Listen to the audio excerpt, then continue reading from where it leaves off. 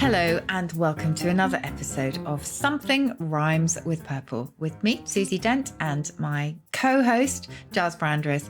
And we get together every week, really, don't we, Gyles, just to say hello, because I haven't actually seen you in person for quite a while now.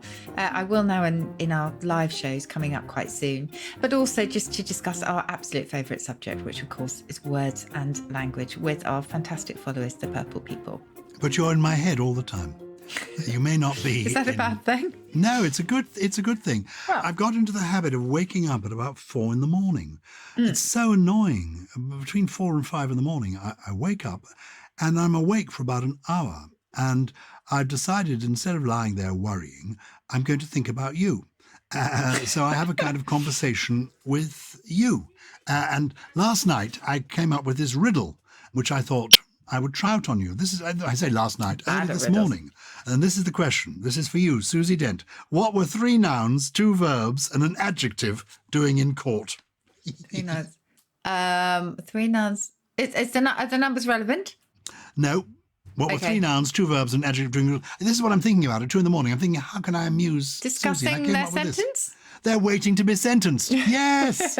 Well done. And I'll give you, I lay there. I've got 2 more. And then we can move on to what we're supposed to talk about. What is small, red, and whispers because it's got a sore throat? I lay there in bed thinking, I'm going to ask this to Susie later. What's small, red, and whispers because it's got a sore throat? I was thinking tonsils. I don't know. A horse radish. Oh, yeah. I like that one. Because it's a radish, it's small and red, and it's also, it's whispering. And the last one, this is relevant to what we're going to chat about today, and that's why I think I thought of it. What do you call a cat caught in the chemist's? Cat caught in the chemist's. This will only work for people who know a big chain of chemists' shops. Oh, Puss in Boots. Boom! Very good. So that's what I do. I lie in bed, tossing and turning and thinking, well, I'll try and think of some silly riddles to give to Susie. Do you ever have sleepless nights? Yes, I do. I can't remember a night really when I haven't woken up several times, but I am quite lucky. I do tend to go straight back to sleep. So I'm hoping that I'm just coming out of a sleep cycle and then going back in. But what you suffer from, do you remember the word for it from Old English, which is uchtkearu? Oh, no, I don't. How do you spell that? I can write that down. UHT, as in milk, and then CEARU. CEARU. And it's essentially the sorrow before dawn. Utkaru. It is. Well, it's not so much sorrow as it is anxiety, though. It's anxiety before dawn. Yes, it's care. Happily, though, we do allow our cat Nala to share the bedroom with us. Oh, do you? No wonder you don't sleep. Well, she is very, very good. She's got a chair that she sleeps on. Ah, okay. Normally, but she does sometimes jump up onto the bed. But I find her quite soothing and quite companionable. She doesn't sit on your head like my cat. She does. She sits on my wife's head. What is interesting, she is my wife's cat. Okay. Or she's the neighbour's cat, as you know. But she's linked to my wife, and she does sit. And I think it's because my wife says this is just cupboard love. She's just wanting a sort of midnight feast. It's very true. But why do they sit on a head? I don't really understand this. So either that or you feel like you're having, the word nightmare goes back to not a horse that's a mare, but the sort of evil spirit called a mare that was said to come and sit on your chest and almost make you feel like you were suffocating. That was the nightmare. And that's how Bo, my cat, makes me feel if she sits on my chest. Just like I wake up and I can't breathe. Your cat is called Bo, not as in Bo Brummel, B-E-A-U, no, but as in Bo Peep. She's a she, and yes, we didn't give her the name Bo Peep, and it seemed quite sweet because my kids were a lot younger when we got her from Battersea. Battersea is a cat and dog rescue centre, which has been going for many, many years. Brilliant. In London, they have lots of stations elsewhere in Britain as well. And we got her from there when she was a tiny kitten, and they called her Bo Peep because she was the scaredy cat, the real scaredy cat. So she was just very, very shy and would peep out from under a chair to see whether it was safe to come out. So they called her Bo Peep. So we've kept her. We don't ever call her Peep. We just call her Bo. I wonder what the origin of Bo Peep is. I mean, it's a nursery rhyme character, isn't it? It is, Peep. yes. Bo Peep. I don't quite know why she was called Bo, though. Little Bo Peep was lost to sheep. Maybe it's to do with boo, saying boo. Yes, Bo, maybe. Boo. Does your cat have a breed? She's a moggy. Oh, She's an absolute moggy and a small, I think they just said small domestic breed. She's got the most beautiful eyes, I have to say. I would love to have Beau's eyes. They're just absolutely gorgeous.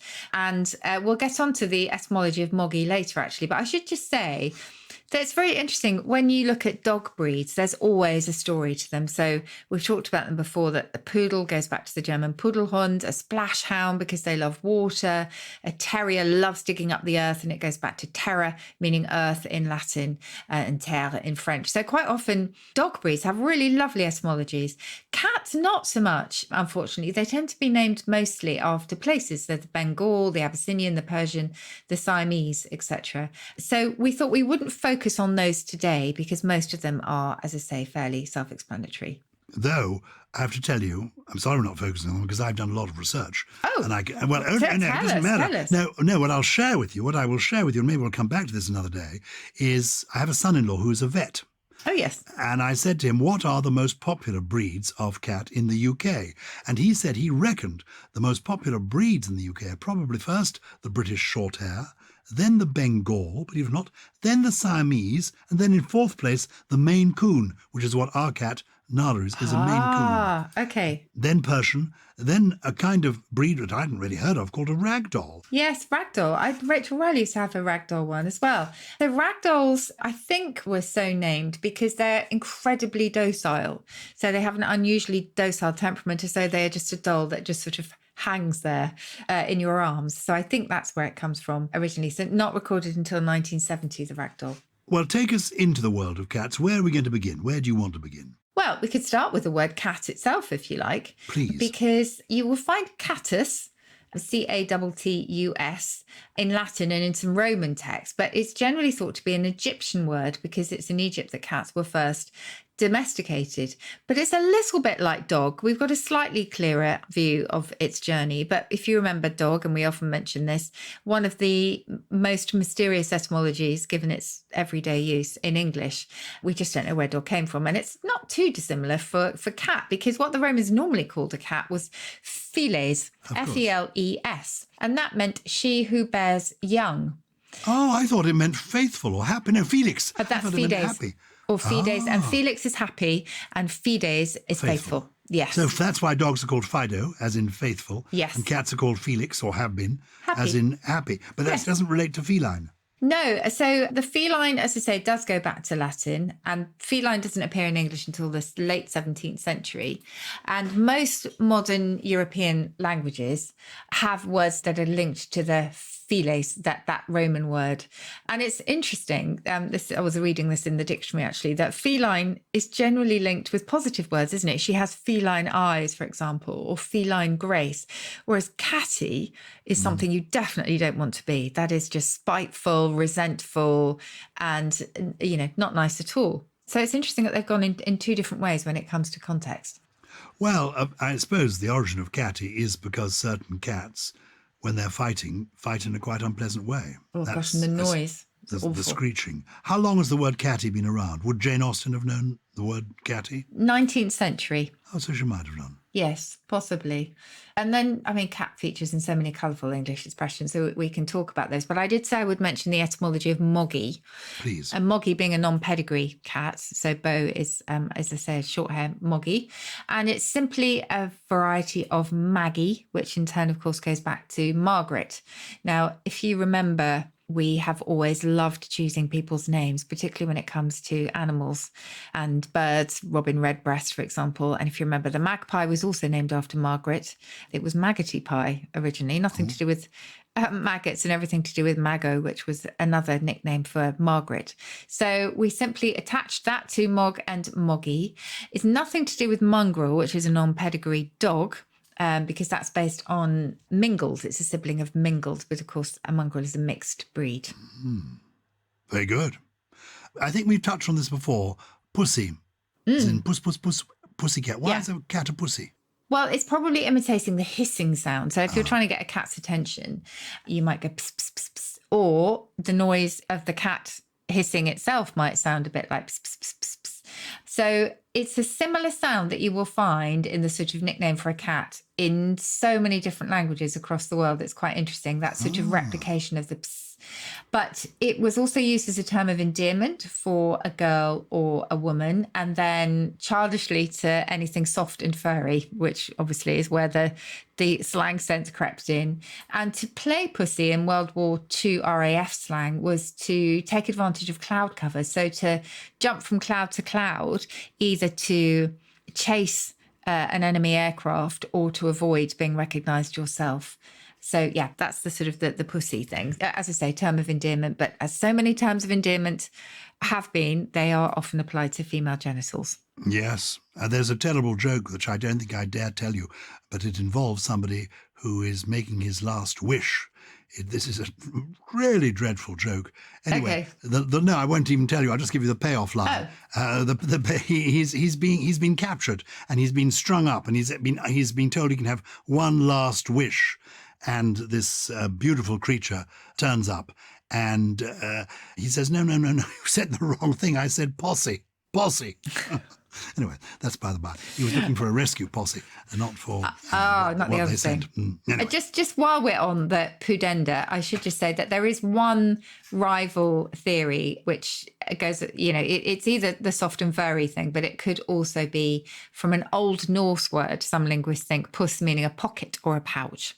And if you remember, while we're on this subject, vagina goes back to a word meaning a sheath, again, or a pocket. And it's actually linked to a vanilla because vanilla has a pod. So vanilla and vagina are rather strange kissing cousins. I'm not sure kissing cousins is the right word for it. But this is fantastic. Here we are stroking our pussies and we suddenly find ourselves with vanilla ice cream in our pods. Oh, it's too silly for words, isn't it? We have. What about a tomcat? Should we move on to why is a tomcat called a tomcat, not a billcat or a bencat? Or who knows? I mean, Tom famously used a bit like Jack. I mean, I think Jack is probably the most frequently used name when it comes to identifying objects in English. Tom probably somewhere on the list, high up. Just a generic name from the 18th century, but there was in 1760 an anonymous work called The Life and Adventures of a Cat, and the hero was a male cat that was called Tom and was commonly called in the story Tom the Cat. So it may have been popularised by that. Meow. I know how to spell it. I think M-E-O-W. That's the noise traditionally made by a cat. You'll find writers saying the cat meowed. Do they actually ever make that noise? Who invented that word? How long has it been in print? Meow as a word. That's a really good question, actually, because I don't have the first date, so I'm going to look it up now. I do know that it's almost the same in every different language. Meow in French, M-I-A-O-U, and then it's M-I-A-O, I think, in German. And then in Japanese, it's nyan, which is quite similar. I think nyan is possibly a bit closer to meow. 1632, according to the OED, to make a characteristic cry of a cat. And they do have in French as well, at least they did have miauler, M-I-A-U-L-E-R, which was to meow. Yeah, I think it's quite a good approximation of the sound, but it will never be exact, will it? I mean, do you think cows really go, I mean, they go, but I'm not sure they go moo. Meow. Maybe we should have a party in 2032. I mean, next year we're going to be celebrating the 400th anniversary of Shakespeare's First Folio. Yes. Maybe you and I should organise a great cat gathering, the biggest meow in the history of the world, for the 400th anniversary of the word meow. Get millions of cats. You couldn't get cats together because they just don't like each other, do they? I was having this conversation about hamster with my youngest because she wanted to get another hamster, and hamsters famously just kill each other to fight to the death. So I don't know if it would be very similar with cats. I'm not sure you'd want them all in the same room, not least because they would give out lots of caterwauling, which is a horrible sound. And it's reminded me actually of a great word in German for a hangover, which is a Katzenjammer, which again is a kind of caterwauling, because the sounds in your head when you've got a hangover just are like the din of cats collectively clamouring at each other. You know what we used to do with our children when the hamsters died? Because we had hamsters as well, and they were always dying and fighting with each other, exactly as you said. Yeah. We eventually put them in the blender, in the moulinex, and spread the residue on the flower beds with the most fantastic results. You won't believe it. You probably heard, you may wonder why, but you will have heard the song. There's a song about it, because you get tulips from hamster jam. I knew this was going somewhere. I hoped it was going somewhere funny because I just thought, how could you ever use your blender again? And it wasn't going anywhere funny. It was going somewhere tulips awful. From hamster jam. A dreadful, dreadful pun. Anyway, you mentioned my idea of getting millions of cats together. People use the phrase like herding cats. Cats have come into lots of phrases in the language. I assume like herding cats is simply because it's so difficult to herd a cat. Yes, absolutely. And there's a very popular belief that this began with a script from The Life of Brian, the wonderful Monty Python film. And it does seem like it was used there. And if you look in the Oxford English Dictionary, it will give you 1986 for its first record of trying to herd. It will be like trying to herd cats, in other words, an impossible task. And The Life of Brian was the 1970s, wasn't it? 1976. Yeah. So it's very possible that it did popularise or even give us that phrase, like herding cats. But yes, it's an impossibility. So I think definitely we will not be having a meow fest. Not sure I'm going for that one, Gyles. But there's so many expressions, aren't there? Cat got your tongue? Yes, cat got your tongue. Now, there was... I mentioned ancient Egypt, and in ancient Egypt, cats were considered to be very, very sacred. So one of the ideas was if the cat got your tongue, your tongue would be kind of taken out if you had sort of transgressed either against a cat or against society. And so you would, you basically have your tongue whipped out, which I think was quite a common punishment. But I think the dates in English, I'm just checking this in the OED, 1911. I was so angry at her that I made no answer. This is from a novel. Presently, she said, has a cat got your tongue? But it says here in many colloquial and proverbial expressions of obvious meaning, but it's not at all obvious, I think, where that one comes from. No. So who knows? May go back to ancient Egyptian mythology, may simply be to do with the cat of nine tails, which certainly is behind the no room to swing a cat. Now, the cat of nine tails was a really, if you remember, pernicious instrument of torture aboard ships, and sailors who had broken the rules would often have what would be beaten and flogged using the cat of nine tails. And why is it called a cat of nine tails? I think because it had lots of sort of lashes that were attached to it, probably 9 of them, I'm guessing, that when you swung them around, particularly if they had sort of horrible studs attached to them, they could really perform something nice. But why is it called a cat? Yeah. Here we go. Probably the name was one of grim humour in reference to its scratching the back. Ooh. Okay, so it's about like claws. The marks, like cats' scratch marks. Yeah, it's a bit grim, isn't it? It's very grim. And how does that relate to swinging? No room to swing a cat. Well, no room to swing a cat is this is a whip with 9 knotted lashes. You'd need quite a good swing room for that. Oh, so it's not actually picking up your cat by the tail and swinging it around. Well, there are theories that is behind it as well, because we won't go into detail here because it really is too distressing, but they used to do absolutely awful things with animals for entertainment. So it's not beyond the realms of possibility. Oh, dear. And letting the cat out of the bag, is that something horrific as well? Yes. Now, we have done this one before, I think, when we talked about buying a pig in a poke. And we also talked about letting the cat out of the bag. So buying a pig in a poke was the scam, if you remember, where I thought you were buying a little piglet, which you could then grow for pork, breed for pork. And it would be in a poke, which is an old name for a pocket or a bag. And the idea is that you pay your money, you get home, you open the poke or the pocket, and out pops a cat, which was not considered to be valuable at all. So you let the cat out of the bag and the secret is out. Very good. Yeah. Any more?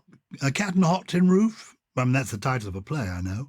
Is that the origin of the phrase? No. No. Well, the play was named after the phrase. Yes. I think it's just to be really... It's a Tennessee Williams play, yeah. Yeah, to be really agitated. So obviously, if you imagine a cat on a hot tin roof, it's going to be lifting its paws up and down because it's too hot to stand. So that's the idea, is you're just unable to keep still. You're like a cat on a hot tin roof, or on hot bricks is the other version, isn't it? And then you've got more than one way to skin a cat, which again sounds really grim. Happily, I'm not sure this is to do with literally skinning cats, because the OED thinks it begins in the 17th century with a completely different phrase, which is to skin a flint. Now, to skin a flint was all about greed. essentially. So a flint is a piece of hard stone used to make sparks, and there is no skin, of course. And so the idea is that if you're even trying to whittle away at that, then you are very, very mean indeed, because you're not prepared to spend any money. As a skin flint. Like a skin flint. Exactly. That's where we get that from. And apparently to skin a flint was one of many phrases about skinning things that were all about either stinginess or the willingness to go to extreme lengths.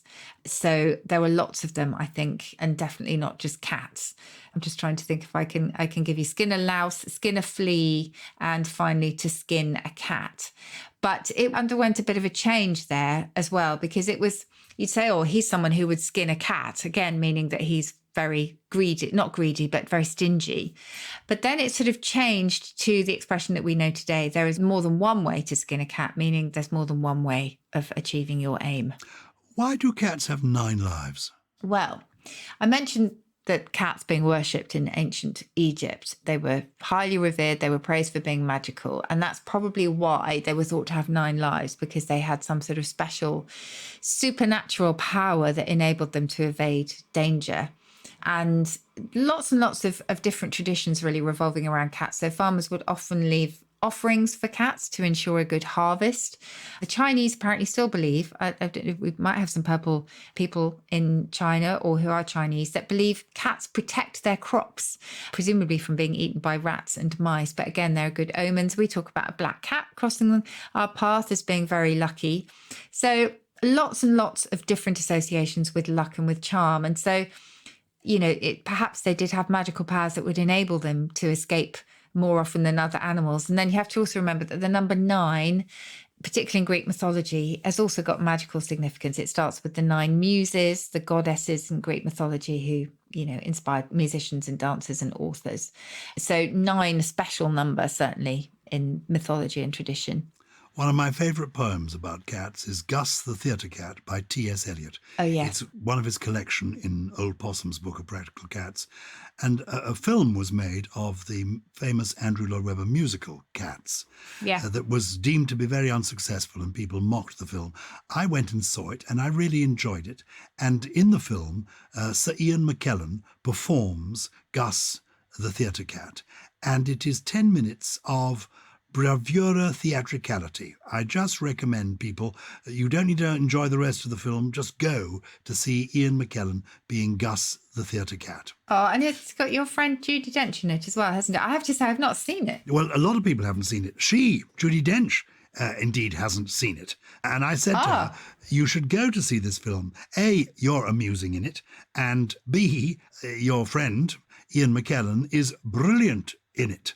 But she said she doesn't like going to see the films that she is in. Oh, I because totally. she feels awkward looking at herself. And also she says it's so frustrating because you think, oh, I could have done that differently. I could have done that better.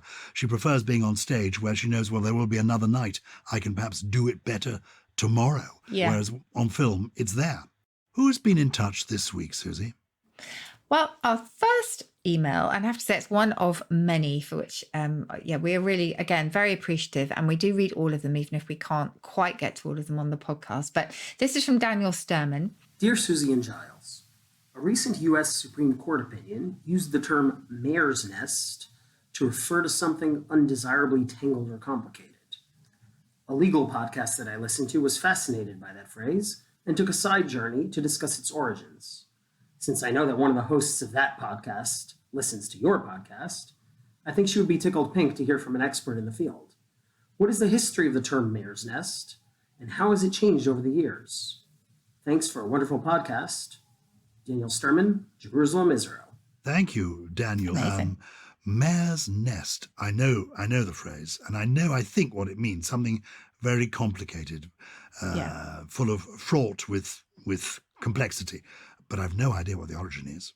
Yes, so that's how we tend to use it these days, for a confused mess or a muddle or a misconception. But actually it started off meaning something very, very different, because if you had spied a mare's nest in the 16th century, you imagined that you'd discovered something really wonderful but in fact it didn't exist. So it was a kind of an illusion, but especially one that you boasted about and then looked very foolish because of it. So obviously horses can't produce nests, and there was an earlier version too, horse nest, meaning exactly the same thing, something that is too good to be true and you look a bit foolish for believing in it.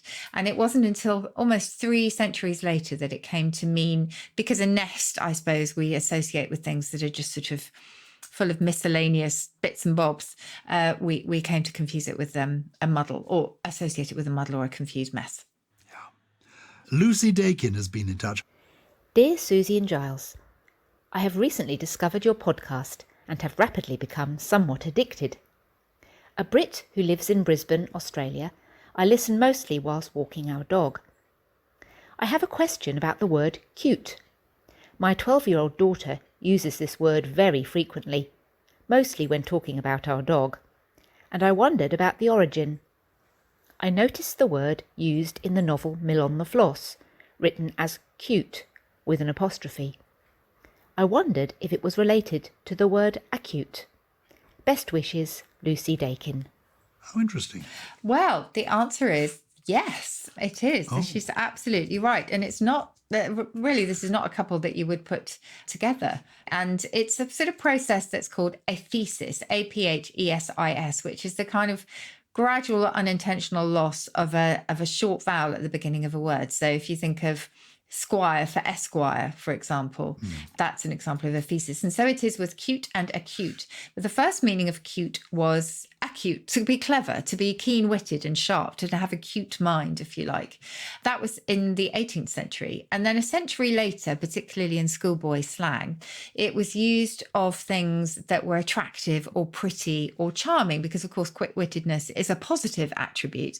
And you can see the same journey, sorry to use that word, with cunning as well, because cunning obviously has the meaning of being skillful and crafty, sometimes a bit sly with it. But because all of these were seen as being quite clever and positive, in US slang, to be cunning was to be quaintly interesting or to be pretty and attractive, to be quite cute. And you find it also morphed into canny as well. That's all from the same root. So yeah, language often does this. But as I say, if you think about the sort of traditional meaning of acute, you would never put it together with acute, I think. But that is definitely its derivation. And that word again, aphesis, for when there's a missing bit of the aphesis. Yes, it's when a short unaccented vowel sort of drops off the beginning of a word. So it wouldn't be the same as, for example, until. People sometimes say till, meaning until.